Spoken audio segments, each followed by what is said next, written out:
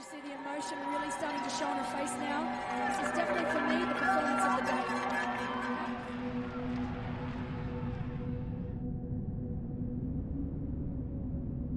On a race morning, it's always easy to wake up.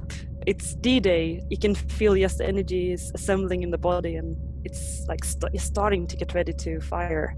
I was really nervous waking up, although I was more nervous the night before. I didn't sleep very well, and this happens during every race, but because I haven't raced all year, I think those nerves were amplified and just the unknown and the expectation on myself to do well. Training had gone okay, although I was a bit nervous about my calf, and I was just ready to go and race as hard as I could. Watching the women's race made me super nervous, but also got me really fired up.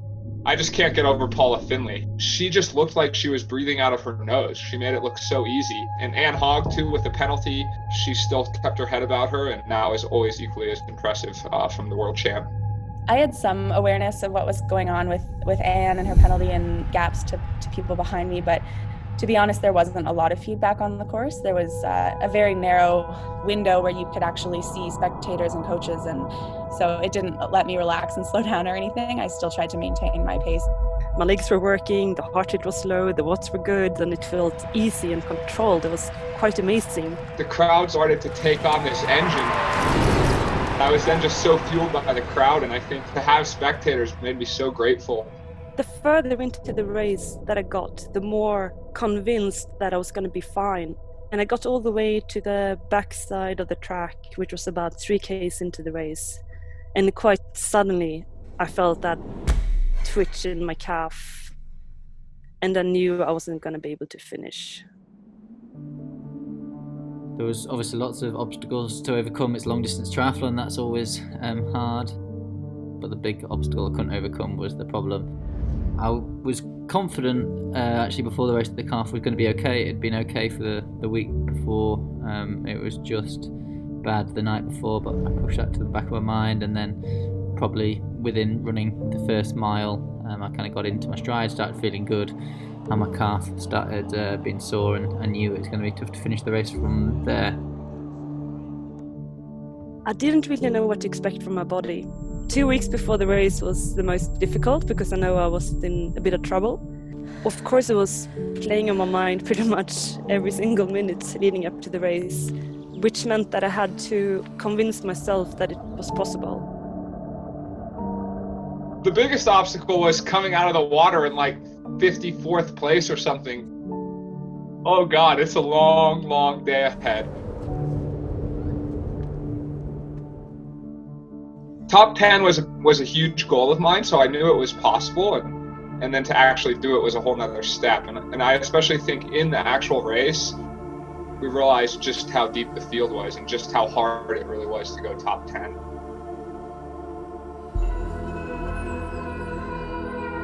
I've sort of had this belief deep inside me that I could get back to this level in the sport, but hadn't really been able to achieve that in any race in the last decade. So I was starting to doubt.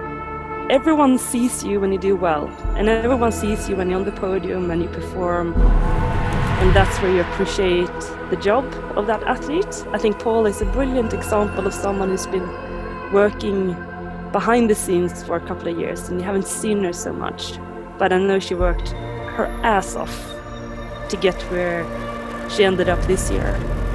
I know before the race, I said, oh, he's the guy, and he's the guy to beat, and he's the guy I wanted to beat. And yes, I fell short of that, but honestly, in my mind, he's always been an idol. And this time, I proved that he can be a rival, you know?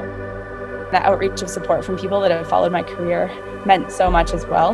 But I think personally, it was a bigger victory just in order to overcome all of the doubts that I've had over the last 10 years.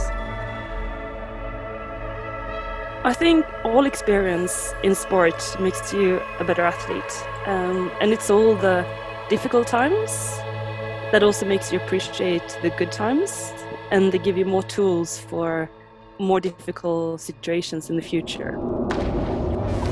So 2021 for me is going to be about stepping up the performance even more. Daytona more than anything proves that I belong and that I can be and compete on the world stage. So we're currently in the process of setting up my goals for the next 2 years, and it's important that I'm going to fulfill them goals. The biggest takeaway from this race, well, there's two big takeaways. One is that I can compete with the best in the world. One is that I know that I'm a good competitor.